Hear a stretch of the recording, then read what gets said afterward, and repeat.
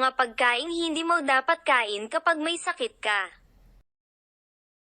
Ang pagkain ay malamang na hindi ang unang bagay na pumapasok sa iyong isip kapag ikaw ay nakikipaglaban sa trangkaso o isang impeksyon.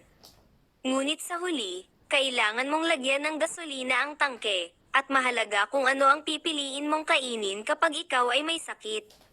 Mayroong ilang mga pagkain at inumin na maaaring magpalala sa iyong pakiramdam.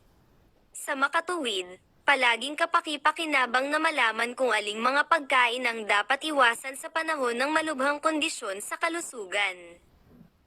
Sa pamamagitan ng pag-aalis ng mga pagkain ito at pagkonsumo ng higit pang mga pagkaing nagpapalakas ng kaligtasan sa sakit, maaari kang gumaling ng mabilis at mabawasan ang kalubhaan ng iyong mga sintomas.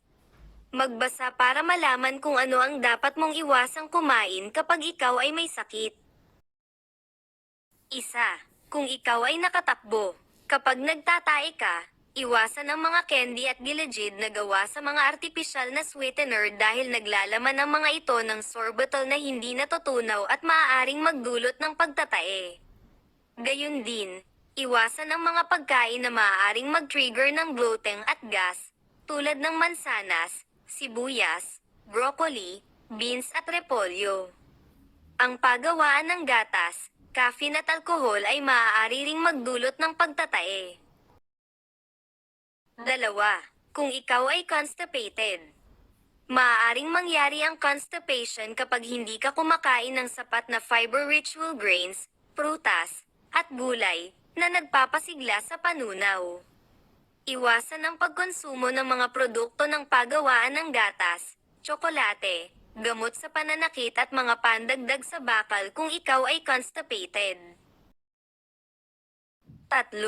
Kung nasusuka ka. Ang pakiramdam ng pagkahilo ay ginagawang hindi kaakit-akit ang lahat ng pagkain, ngunit ang pag-iwas sa mga mamantika, maanghang, mamantika na pagkain, alkohol, caffeine, at carbonated na inumin ay makakatulong sa pagpapatahimik ng mga asid sa tiyan. 4. Kung mayroon kang namamagang lalamunan. Ang mga maiinit na likido ay higit na kapaki-pakinabang. Hindi lamang nakakatulong ang mga ito na paginhawahin ng iyong namamagang lalamunan, ngunit kilala rin itong lumuwag ng uhog, na maaaring makatulong na mapawi ang iba pang mga sintomas tulad ng kasakaypan at pagkabara. Kaya isaalang-alang ang pagkakaroon ng sopas o pag-inom ng mainit na tubig upang maibsan ang sakit, at iwasan ang mga magasgas, matitigas na pagkain tulad ng granola, potato chips at nuts habang pinalala ng mga ito ang sakit. Ang mga acidic juice na gawa sa mga gulay at prutas, tulad ng grape juice o orange juice, ay maaari ding magpalala ng namamagang lalamunan.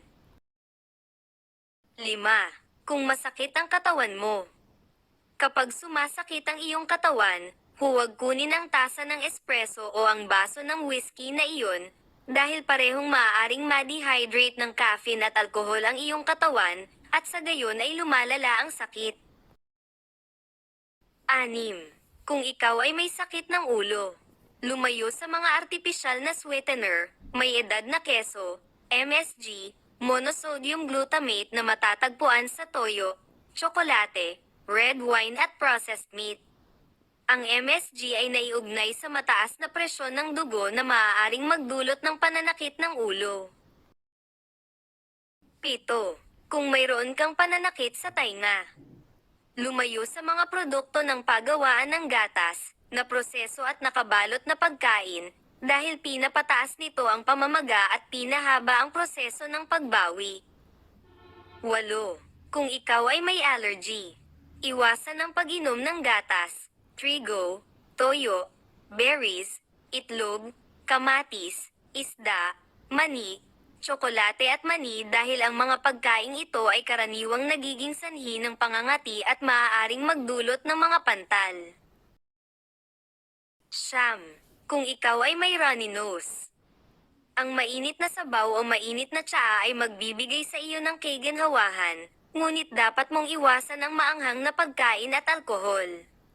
Ang mga maanghang na pagkain ay talagang nagpapalubha sa isang runny nose. Ang pagkuha ng wastong nutrisyon, pag-inom ng masustansyang likido, at tamang pahinga ay ilan sa pinakamahalagang bagay na magagawa mo para gumaman ang pakiramdam kapag may sakit.